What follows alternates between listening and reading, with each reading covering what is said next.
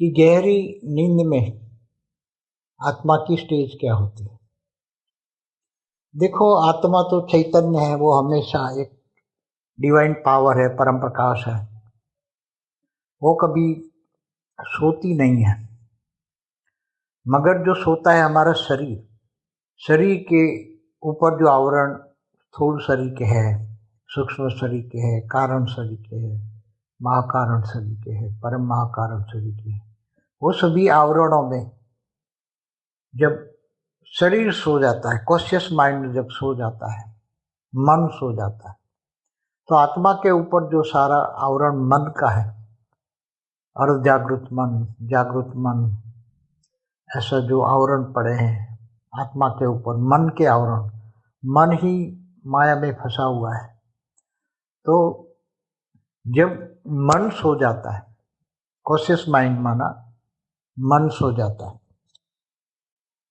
जब मन सो जाता है, कॉन्शियस माइंड सो जाता है, तब सब कॉन्शियस माइंड जागृत होता है और बहुत गहरी नींद होती है, तो एकदम अनकॉन्शियस माइंड जागृत होता है।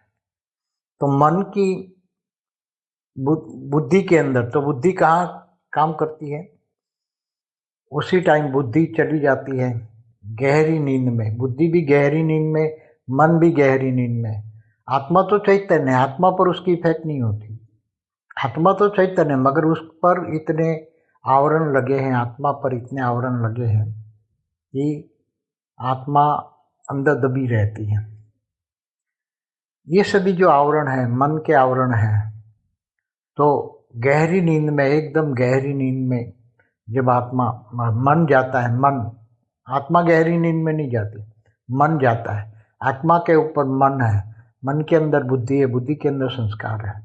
तो ये जब मन गहरी नींद में जाता है, तो बुद्धि भी गहरी नींद में जाती है, तो संस्कार भी गहरी नींद में जाते हैं। तो सब दब जाते हैं, कुछ भी याद नहीं आता, कुछ भी उसमें स्वप्न भी नहीं आता। गहरी नींद में स्वप्न भी नहीं आता।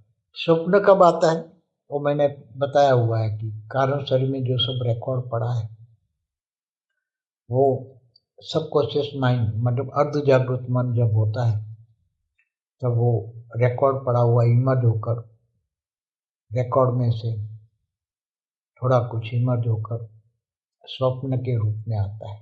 किए हुए कर्मों का रिकॉर्ड जो सूक्ष्म शरीर, कारण शरीर में रिकॉर्ड पड़ा है, वही इमर्ज होता है, मगर वो भी अर्ध जागृत मन में, एकदम गहरी नींद माना, उसमें कोई भी स्वप्न